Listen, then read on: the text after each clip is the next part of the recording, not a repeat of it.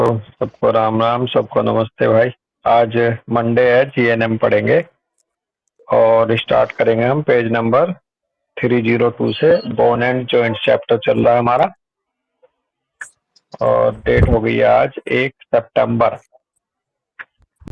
2025।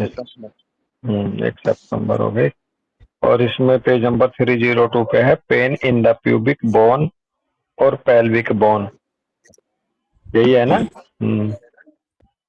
Pen हाँ in the जी, यहाँ से स्टार्ट। हाँ, pain in the pubic bone और पेल्विक बोन का कॉन्फ्लिक्ट है local self worth conflict with man. This often has to do with sexuality और potency. Women react to sexual self worth conflict with pelvis, sacrum और pubic bone. Local self worth conflict है, man के साथ ही अक्सर जुड़ा होता है sexuality और पोटेंसी, उसकी क्षमता से। और वोमेन के लिए ये सेक्सुअल सेल्फ वर्थ कॉन्फ्लिक्ट है पेल्विस को लेकर के, सैक्रम और उसका प्यूबिक बोन। तो सेक्सुअलिटी दोनों में है एक तरह से, बाकी पोटेंसी मैन के साथ जुड़ी है खास करके। तो ये कॉन्फ्लिक्ट है। एग्जांपल दे रहे हैं, somebody suffers from incontinence is equal to local self-worth conflict, degradation of bone substance in the active phase, restoration and pain in the healing phase. Somebody suffers from incontinence. Incontinence का मतलब ठहराव की कमी, कुछ ऐसा है ना हमें। इनकॉन्टिनेंस वर्ड का मीनिंग बताना जरा कोई। इनकॉन्टिनेंस यूरिन के लिए जो यूज नहीं करते हम हाँ लोग। हाँ, कंट्रोल एक तरह से, हाँ जैसे हाँ जी, कंट्रोल ना यूरिन होना। कंट्रोल का जो हाँ, कंट्रोल से हाँ लेना देना है, चाहे वो यूरिन कंट्रोल हो, चाहे वो अर्ली इजैकुलेशन वाला कंट्रोल हो। कंट्रोल, मतलब वही कंट्रोल ही है। हाँ। तो कंट्रोल फर्स्ट चीज पे लिखा है जी, मल मूत्र त्याग पर नियंत्रणहीनता नियंत्रण। और हाँ संगति। हाँ जी, हाँ, मल मूत्र त्याग पर हीनता है जी। हाँ जी, नियंत्रणहीनता। नियंत्रणहीनता। नियंत्रणहीनता है, बहुत ही बढ़िया। तो कुल मिलाकर नियंत्रणहीनता है ये, चाहे मलमूत्र को ले लो। जब ये हम पोटेंसी फॉर मैन हम जोड़ रहे थे, यहाँ पे पीछे पढ़ रहे थे, तो वो नियंत्रणहीनता उसकी अर्ली इजैकुलेशन पे भी हो सकता है ये, अमित शर्मा। हाँ जी, नियंत्रणहीनता है, बहुत बढ़िया। या बैड वेटिंग जैसी स्थिति किसी बच्चे की, किसी इंसान की। तो बेसिकली इसमें हो क्या रहा है कि डिग्रेडेशन ऑफ बोन सब्सटेंस होता है एक्टिव फेज में, पैल्विक बोन में, और restoration and pen in the healing phase की वजह से भी इधर ये पेन प्यूबिक बोन में या पैल्विक बोन में पेन आएगा। नेक्स्ट एग्जांपल कह रहे हैं, after a prostate gland surgery a man is important. Prostate surgery के बाद जब मैन इम्पोर्टेंट हो जाता है तो उसमें फिर ये इनकॉन्टिनेंस की फीलिंग आएगी एक तरह से, और ये सेल्फ वर्थ की तरफ बढ़ेगा, जिससे यहाँ दर्द रहने लगेगा। नेक्स्ट पॉइंट करें, a husband suffers from premature ejaculation, for this reason he can not satisfy his wife. ठीक है, वो भी आ गया, प्रीमेच्योर इजैकुलेशन वाला एग्जाम्पल भी आ गया। टिश्यू कह रहे हैं, प्यूबिक बोन, पेल्विक बोन इसमें शामिल होंगी। सेरिब्रल मेडुला इसको कंट्रोल करेगा, मेसोडर्मल लेयर से ये बनता है। फेस में आएगा हीलिंग फेस में बंदा। Restoration of the bone substance के दौरान एक तरह से सिम्टम्स इसके सामने आते हैं, एक्टिव फेस में नहीं आते। रिमार्क कह रहे हैं, कंसिडर हैंडेडनेस राइट और left hand side, mother child और पार्टनर, और लोकल कॉन्फ्लिक्ट कंसिडर करना होगा। थेरेपी में कह रहे हैं, the conflict is resolve accompany the healing for therapeutic measures. Therapeutic measures के लिए इसमें पेज नंबर 289 पे बताने की कोशिश की गई है। 289 पे देख लेते हैं भाई, इसमें क्या कह रही है। 289 पे ऑस्टियोपोरोसिस को लेकर के शायद होगा। चलो जी खैर। तो नेक्स्ट है फटीग फ्रैक्चर और fatigue fracture of the pelvic bone. SBS same है। Local self worth conflict with man, this often has to do with sexuality or potency. Women react to sexual self-worth conflict with pelvis sacrum or pubic bone, same SBS है। फिर तो hanging conflict activity, fatigue fracture of the pelvic bone के पीछे होगा hanging conflict activity, degradation of bone tissue जिससे loss of stability होगा, very little pain, possibly sensitivity to cold. तो यहाँ पर डिग्रेडेशन ऑफ बोन टिश्यू तो है ही एक्टिव फेज की वजह से, और लॉस ऑफ स्टेबिलिटी की तरफ बढ़ेगा। फिर वेरी लिटिल, बहुत दर्द बहुत हल्का फुल्का होगा, कह रहे हैं पॉसिबली सेंसिटिविटी टू कोल्ड होगा। थेरेपी में कह रहे हैं डिटरमाइन द कॉन्फ्लिक्ट एंड और tracks and if possible resolve them in real life. Fatigue fracture तो बस पूरा का पूरा जो पेल्विक फ्लोर है वो रिलेटेड हो गया सेक्सुअलिटी से और क्या कहते हैं पोटेंसी से पेल्विस के अराउंड अब ये सारी की सारी चीजें, इसीलिए पूरा का पूरा पेल्विक फ्लोर भैया बोल रहे थे तब कि भाई उसी से है। जैसे ओल्ड एज हो गई कि जी अब कंट्रोल नहीं रहा बाथरूम में, या अब चाहे वो मेल हो या फीमेल हो, अधिकतर ऐसा हो जाता है कि डॉक्टर साहब एकदम से वो निकल जाता है या लग जाता है। तो वहां पर बहुत सारी चीजों के साथ में अमित पाल वही अपना रूब्रिक याद भी रखना पड़ेगा, डिजायर इंक्रीज विद इम्पोर्टेंसी। बिल्कुल बिल्कुल। और है जी हैं कुछ वो आता है ना, sexual desire increase old people in, और इस तरह के जो आएंगे। हाँ, और देखो फीमेल में आएगा चाइल्ड बियरिंग को लेकर के, चाइल्ड बियरिंग और चाइल्ड को लेकर के, प्रेगनेंसी का कॉन्फ्लिक्ट लेकर के, और मान लो किसी को बार बार एबॉर्शन हो जा रहा है किसी को, तो वो सेल्फ वर्थ कॉन्फ्लिक्ट में चली जाए कि भाई उससे ज्यादा फीमेल में भी सेक्सुअलिटी को लेके आएगा कि अब मैं सेक्सुअली एक्टिव नहीं रह गई हूँ तो मेरे को मतलब ये इस पार्ट के जो जो फंक्शन है, इस पार्ट के जो जो फंक्शन है, इस पार्ट के फंक्शन सेक्सुअलिटी से है, इस पार्ट के फंक्शन है बच्चे को रोक के रखना, बच्चे की परवरिश का, रिप्रोडक्शन से। इस पार्ट का मतलब होता है मलमूत्र को कंट्रोल से। इस पार्ट का मतलब जिससे जो भी इस पार्ट के फंक्शन है पेल्विक रीजन के, इस एरिया में जो जो चीजें पड़ी हैं उनके सबके अपने अपने कॉन्फ्लिक्ट आ सकते हैं भाई। फटीग फ्रैक्चर ऑफ द, अच्छा ये हो गया। इस्चियम बोन पेन अगर है, इस्चियम बोन पेन का कॉन्फ्लिक्ट है self worth conflict of not being able to sit something out और a local self worth conflict. जब हम कहीं बैठते हैं किसी टेबल पे या तख्त पे लकड़ी के, तो जो हड्डी हमारी सबसे नीचे टच होती है तख्त के, वो इसका मतलब प्यूबिक इस्चियम बोन होती है। इस्चियम बोन, हाँ, और वहां पर कॉन्फ्लिक्ट होगा अमित पाल भाई कि वो not being able to sit something out, यानी कि किसी बंदे की फॉर एग्जांपल ऑफिस की कुर्सी छीन गई या कुर्सी पे बैठना मुश्किल हो रहा है वहां के माहौल की वजह से, तो बैठने से रिलेटेड है जो उसका अपना ठिया है, एक तरह से जो उसका अपना ठिया किसी भी रूप में ले लो, वहां पर वो not being able to sit something out और local self worth conflict. Example में आ जाएगा, एग्जाम्पल में कह रहे हैं someone believes he would not able to endure something such as situation at work. आ गई ना वही कि उसको ऐसा विश्वास होता है किसी बंदे को, वो और ज्यादा एंड्योर नहीं कर सकता किसी को। एंड्योर का मतलब उसको सहना या और झेलना में सक्षम नहीं है किसी सिचुएशन को या किसी काम को। Someone has hemorrhage is equal to local self worth conflict। अगर किसी बंदे को हेमोरॉइड्स हैं उसका भी इस्चियम बोन पेन रहने लगेगा, ये कॉन्फ्लिक्ट उसमें भी आ सकता है। टिश्यू कह रहे हैं इस्चियम बोन ही इन्वॉल्व है, सेरिब्रल मेडुला इसको कंट्रोल करती है, मेसोडर्मल लेयर से बनता है ये टिश्यू, ये बोन।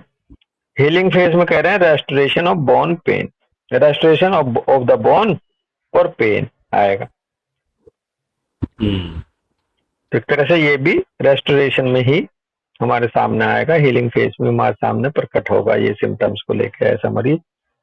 थेरेपी में कह रहे हैं the conflict is resolved accompany the healing for measurement के लिए आर्थराइटिस वगैरह देखो। नेक्स्ट है हेडिंग है hip bone, sorry hip pains, hip pains का कॉन्फ्लिक्ट है self worth conflict of not being able to endure something और a local self worth conflict.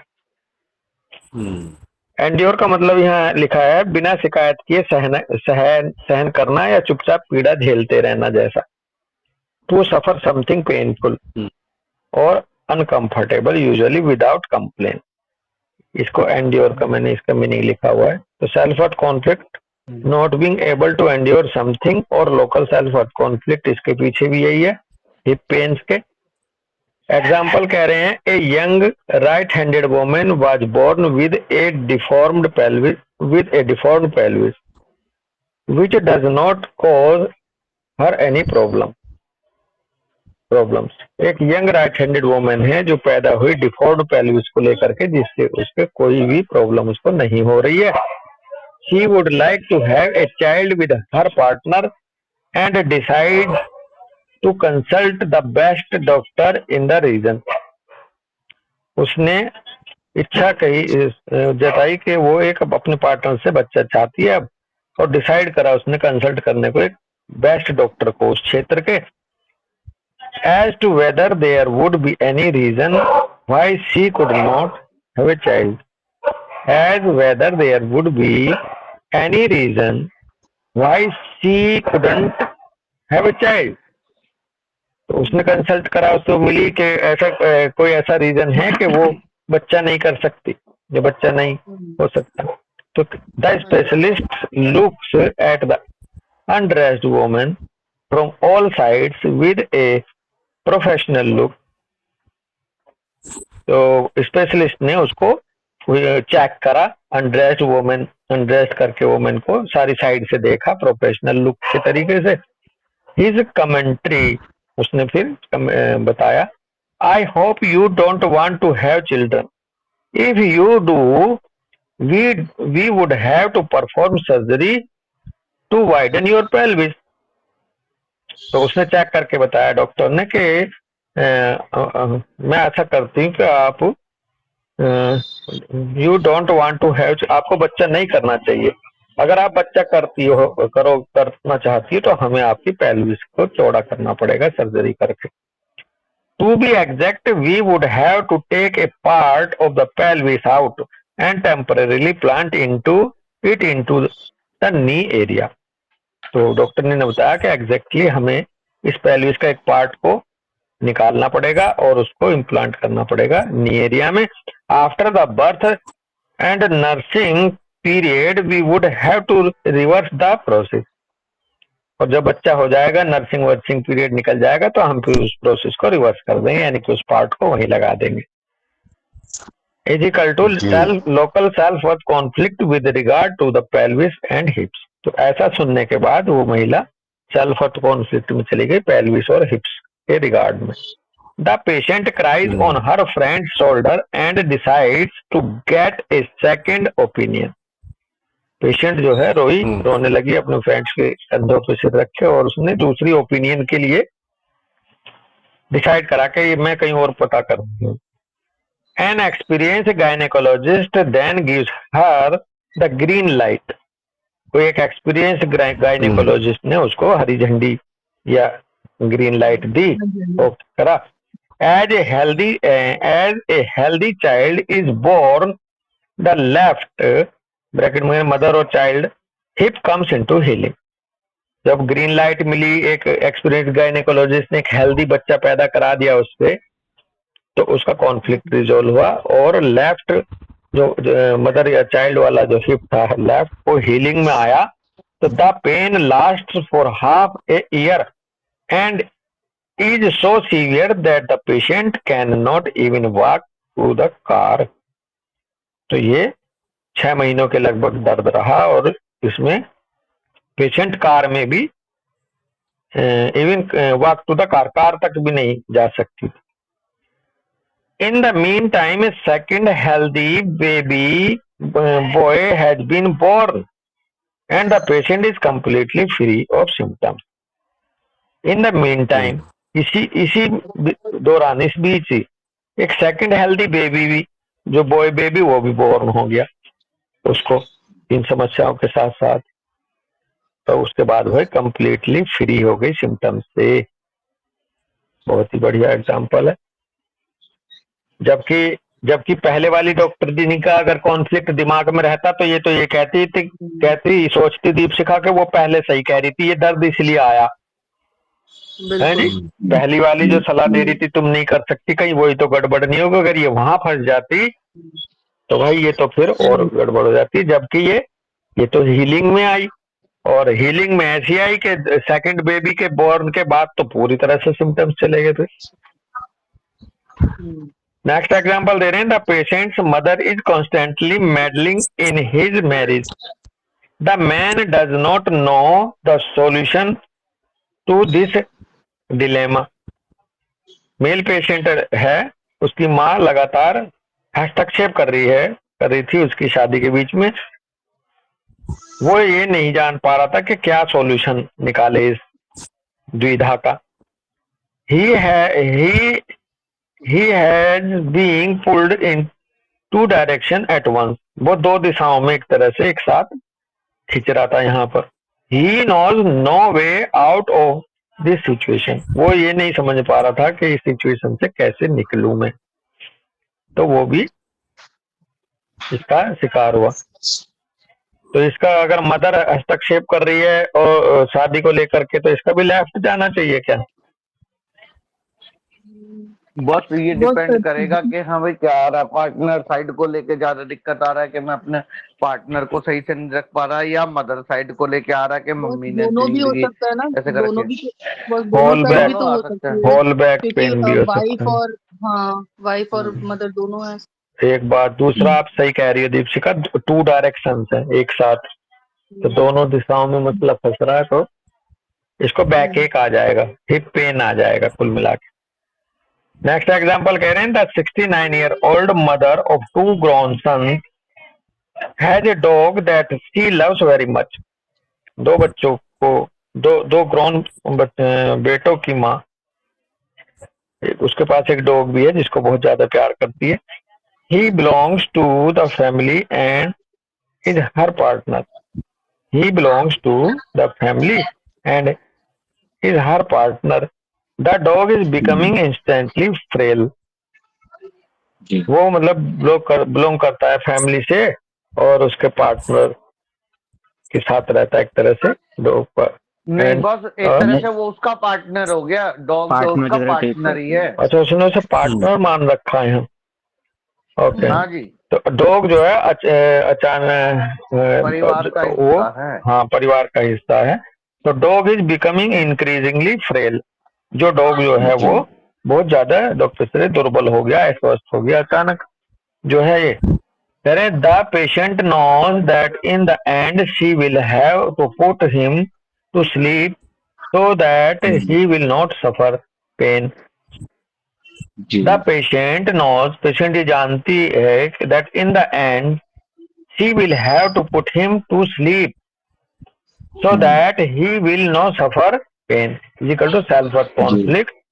I just would not be able to bear it having to put the dog to sleep। अच्छा, तो the patient knows that in the end she will have to put him to sleep so that he will not suffer। तो क्या ये इसका भाव क्या आ रहा है सर? वो ना इसको यूथनेशिया जो होता है ना, कि यूथनेशिया एक प्रोसेस होता है जिसमें आप इसको मार देते, मतलब विलिंग डेथ, इच्छा मृत्यु। अब वो पेन से सफर ना हो, उसको वो यूथनेशिया देना चाहती है। हाँ, ये मुझे भी लग रहा था कि वो उसका शांत कर देना चाहती है ताकि वो सफर ना करे उस पेन से।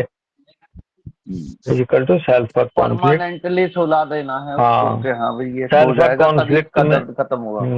सल्फर कॉन्फ्लिक्ट में गई कैसे कि I just would not be able to bear it having to put the dog to sleep. हाँ, मैं नहीं सह सकती उसको इस तरह से उसका अंत करना, उसको सुला देना। द लेफ्ट ब्रैकेट में कह रहे हैं partner hip is affected. Left left का मतलब तो राइट होना चाहिए, राइट होना चाहिए। अभी मुझे लग रहा था ये पार्टनर कह के चल रहे हैं तो राइट ही होगा फिर तो। चलो इसको साइड में लिख लेते हैं राइट। तो right hip is affected. Finally her husband make the difficult trip to the veterinary doctor के पास वो गए लेकर। The patient is terrified sad but glad to have it behind her. वो टेरिबली सैड तो हुई लेकिन कहीं उसके पीछे उसको एक प्रसन्नता भी थी। 10 days afterward, in the course of the healing phase, pain in the left hip begins, which lasts for 4 weeks. अब लेफ्ट की हीलिंग आ गई यार। हमें लग रहा है वो ना बच्चा ही होगा, पार्टनर नहीं। हमें लगता है वो चाइल्ड जैसा उसको बेर कर रही थी। उसका हस्बैंड तो है, हस्बैंड तो उसका है ना, तो उसका पार्टनर कहाँ से वो होगा? हाँ जी भाई, इसमें शुरुआत में ही वो यही बात है, वो शुरू से ये सबसे पहली लाइन यही कह के चले कि 69 ओल्ड मदर और 2 grown sons has a dog that she loves very much. He belongs to family and is her partner. तो इसका मतलब वो पार्टनर घर का हिस्सा हो गया।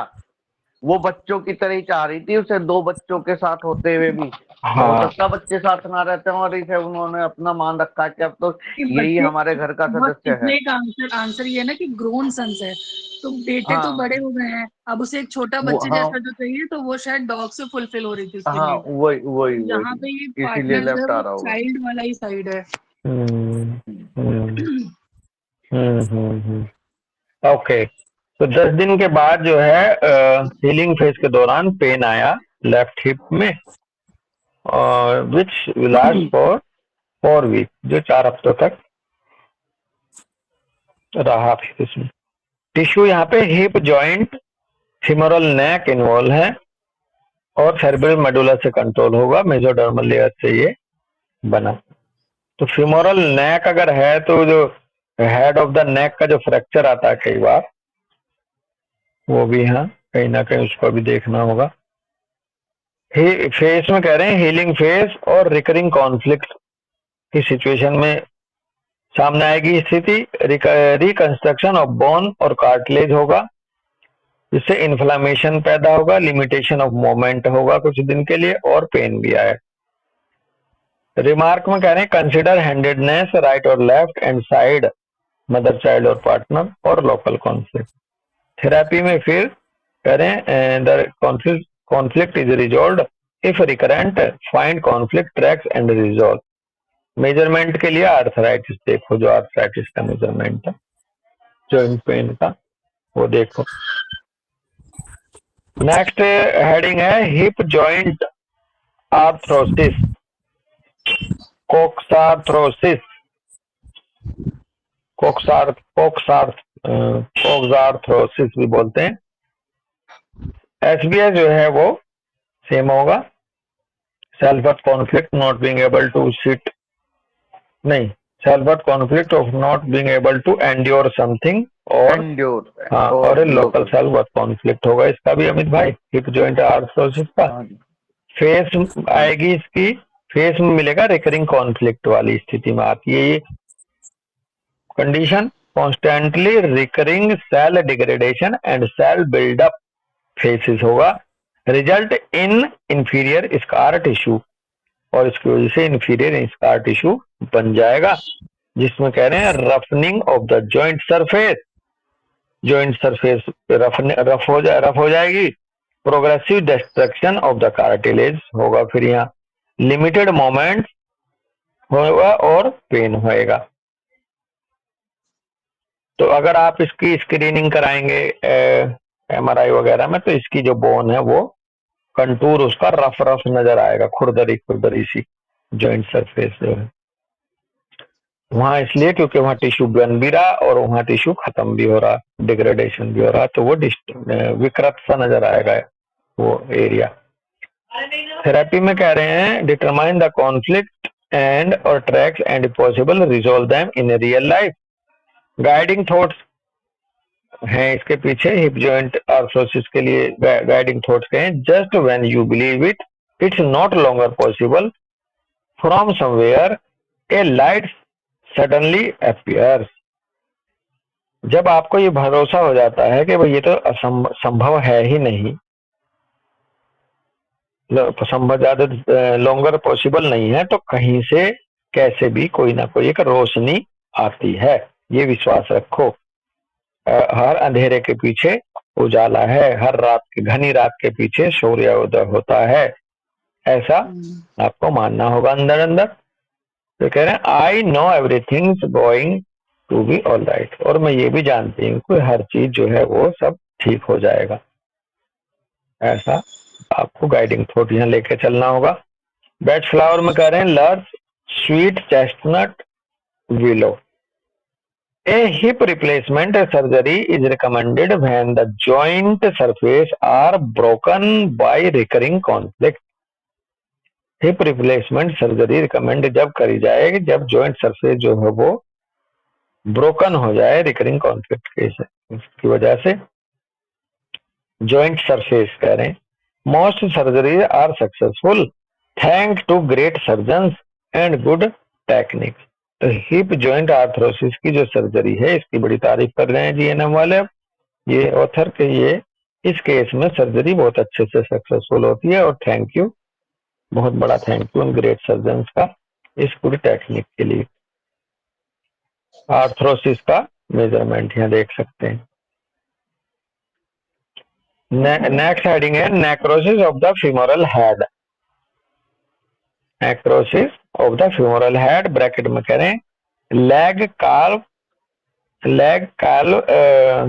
Partha disease, Legg Calve Perthes disease भी बोलते हैं इसको।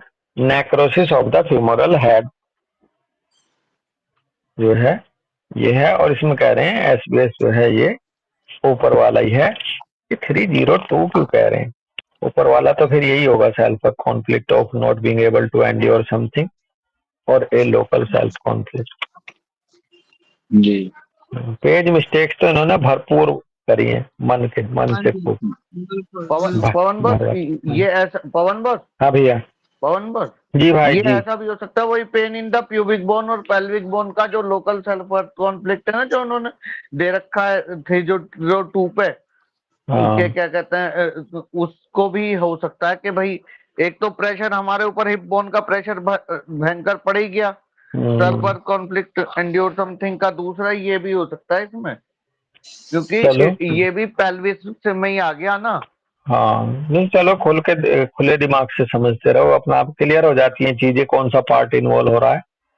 तो फीमोरल हेड बिल्कुल आप सही कह रहे हो, लेकिन हिप जॉइंट भी तो वही था और हिप पेन भी वही था। तो बेसिकली इसमें अच्छा हमें ये रहता है कि उससे जस्ट पहले का कौन सा कॉन्फ्लिक्ट है वही आगे कैरी ऑन करता है दोस्त। जैसे हिप पेन का जो कॉन्फ्लिक्ट है यही कैरी ऑन करेगा अगले वाले हेडिंग्स में, जब ये कहते हैं सेम एसबीएस है जब आओ, सेम एसबीएस है जब आओ, तो थोड़ा सा ऐसे। लेकिन हाँ आप वाली बात को भी जरूर ध्यान रखते हुए चलें, कहीं पीछे से रेफरेंस तो नहीं मिल जा रहा किसी का, ये भी अच्छी बात है। तो necrosis of the femoral head में फिलहाल तो हम ये एसबीएस मानेंगे कि self conflict of not being able to endure, और वैसे भी एंड्योरेंस के लिए ही होता है हिप जॉइंट ना, झेलता ऊपर के वजन को। लोकल सेल्फ कॉन्फ्लिक्ट में मिलेगा, सिम्टम मिलेगा इसमें a part of the femoral head dies of necrotizes, ये एवेस्कुलर नेक्रोसिस टाइप की होएगी है। हाँ जी, एवीएन ही। हाँ AVN. A part of the femoral head dies off and in the worst case falls apart, जिससे क्या होगा sudden severe pain, limping. This disease is common among dogs and small children. बहुत बढ़िया। तो इसमें दो बातें ये ऐसे आ रही हैं कि एक तो फीमोरल हेड सारा का सारा ही नहीं, उसका कोई एक पार्ट जो है वो नेक्रोटाइज होता है, और वर्स्ट केस में फॉल अपार्ट अलग भी हो जाता है फिर ये हेड से वो वाला पार्ट जो नेक्रोटाइज हो रहा है, और सडन सीवियर पेन होगा, लिंपिंग शुरू हो जाएगी। यानी कि इसमें हमें तो ऐसा लगेगा एक लेग, एक एक्सट्रीमिटी छोटी एक बड़ी, पैल्विक जो है उसका अलाइनमेंट गड़बड़ा जाएगा एक तरह से पैल्विक सरफेस का। और कह रहे हैं कि this disease is common among dogs, ये डॉग्स में और स्मॉल चिल्ड्रन में ये कॉमन मिलता है भाई। प्रशांत है, से लंगड़ा के चलने लगा ये। हाँ प्रशांत है लाइन पे, प्रशांत। हाँ जी। हाँ, अपना जो आपने जो डॉग पाल रखा वो भी उसको भी हिप, उसका भी जॉइंट प्रॉब्लम है ना हिप्स की? नीचे वाले, हाँ नी के जॉइंट्स। अच्छा, उसका नी वाला था, तो वो उसमें भी कुछ ऐसा आया था जब आप बता रहे थे एक बार कि इसकी जो हड्डियां कमजोर लग रही हैं, चलने में दिक्कत कर रहा है। तो इसमें देखो ये बताया कि ये डॉग और स्मॉल चिल्ड्रन में ज्यादातर मिलेगा ये। और हालांकि वो अमित शर्मा भाई वो था तो फंक्शनल या फिजियोलॉजिकल, जो अमरीश सर ने नहीं बताया था, उनके साथ पास एक केस आया था, एक बच्चे का पैर अचानक छोटा हो गया था, वो खेलना चाहता था, मदर रोकती थी, तो वहां हालांकि मसल का था, टेंडन का या मसल का रिलैक्सेशन या कॉन्ट्रैक्शन जैसा था, वो भी बच्चे के केस में आई थी वो चीज। तो ये अफेक्ट जो है वो स्मॉल चिल्ड्रन और डॉग्स को अफेक्ट करती है। फेस में कह रहे हैं conflict active face, conflict active face होगा भाई यहाँ, destruction of bone tissue, loss of stability, crumbling of the femoral head. तो कॉन्फ्लिक्ट एक्टिव फेस अगर है तो उसको अचानक कुछ ऐसा होगा कि देखने सही से नहीं चल रहा, अचानक दर्द हो गया, अचानक लिंपिंग आ गई, तो जब उसका एमआरआई कराएंगे तो तब ये सामने आएगा, सडन आएगा एक्टिव फेस की वजह से। एकदम से है ना, sudden severe pain and limping. हाँ, तो सडननेस जो है वो एक्टिव फेस को रिप्रेजेंट कर रही है। सडन कोई सडन प्रेसिपिटेशन किसी चीज का अचानक, वो एक्टिव फेस की तरफ थोड़ा सा इशारा कर रहा है। चाहे वो ऑल ऑफ द सडन अचानक एमआरआई में आ जाए बिना कंप्लेंट के, कोई दिक्कत दिक्कत तो कुछ नहीं थी, जब एमआरआई कराया तो ये हड्डी घिसी पड़ी थी, तो वो भी एक्टिव फेस चल रही है।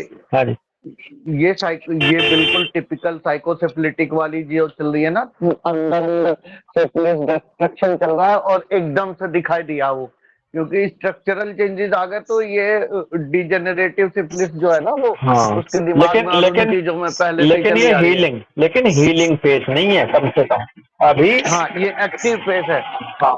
अभी ये एक्टिव फेस है।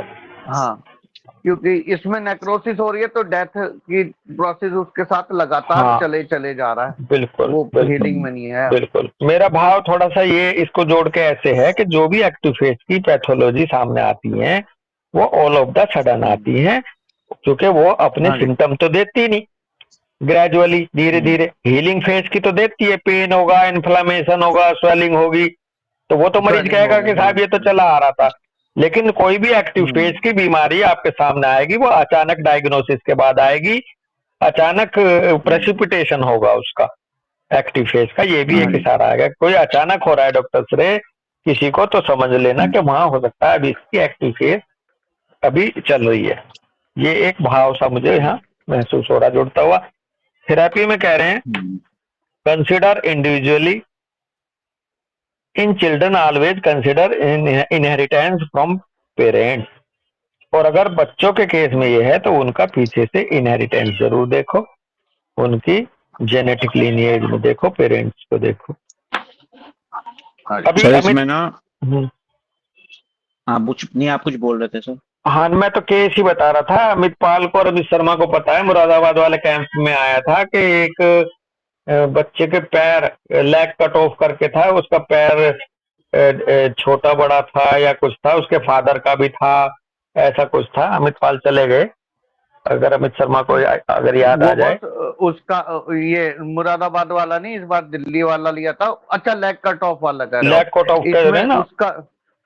एक दिल्ली में इस बार आया था, वो बच्चा का भी पैर थोड़ा छोटा था और फादर का भी वही था। हाँ, वो लिया ये था भी था, देखो अब हेड वाला। बिल्कुल इस केस में भी था, लेकिन उससे पहले मुरादाबाद में हाँ, जो है ना हाँ भी बिल्कुल एक ऐसी हिस्ट्री मिली हाँ थी। हाँ और ये तो आपने बहुत अच्छा जोड़ दिया। ये जो दिल्ली वाले में बाप जो पिताजी को जिस तरह की प्रॉब्लम थी चलते हुए, वही डॉक्टर बेटा श्रेय तो लेकर थे उस वही कैंप में, बेटा। डॉक्टर श्रेय तो थे जब वीडियो अच्छा में दिखाया था, है ना हाँ श्रेय? जी सर, हाँ जी जी सर। तो देखो ये इनहेरिटेंस देखना होता है कई हम्म। चीजों में।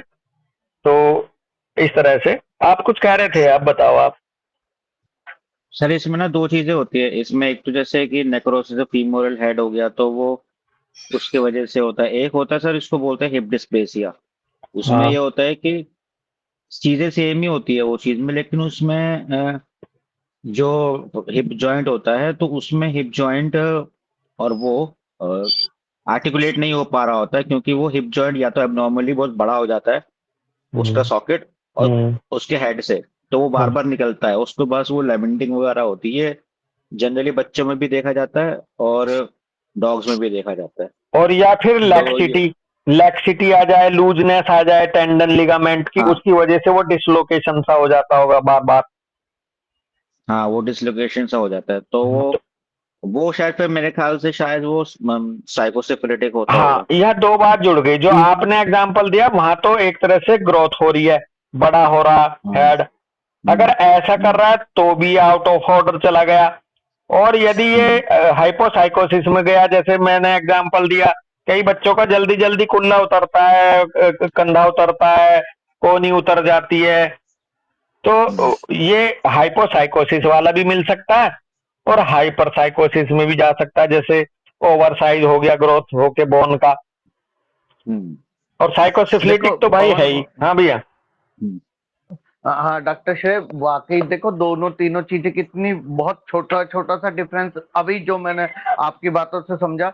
मतलब उसको आर्थरोसिस और उस वजह से हो रहा है, सिर्फ बोन्स इन्वॉल्व हो रही हैं, हाँ। बोनी स्ट्रक्चर्स हैं, तो हाँ वहां पर उस वजह से आ रही है, यानी कि सेल्फ एस्टीम ज्यादा है। यहाँ बिल्कुल। पर मैंने क्या कहा, यहाँ पर नेक्रोसिस है, नेक्रोसिस हो रही है, तो इसका मतलब उसका प्यार, उसका लव अफेक्शन भी अफेक्टेड हो रहा है, उसको सेल्फ वर्थ के साथ उसको प्यार, क्योंकि नेक्रोसिस का मतलब ये है कि वो उसको सप्लाई न्यूट्रिशन नहीं दे रहा, हाँ वो बिल्कुल। उसको ब्लड सप्लाई, वो उसको न्यूट्रिशन नहीं दे रहा, तो इसका मतलब सेल्फ वर्थ के साथ में उसका लव भी अफेक्टेड बिल्कुल है। बिल्कुल और वो बच्चे का। धीरे धीरे अपने को उस चीज से खत्म कर रहा है कि यार हम्म। प्यार तो मिल ही नहीं रहा है, हाँ। अब बर्दाश्त नहीं होता, अब कोई मेरे को ना प्यार कर रहा, ना मेरी कोई इज्जत हो रही।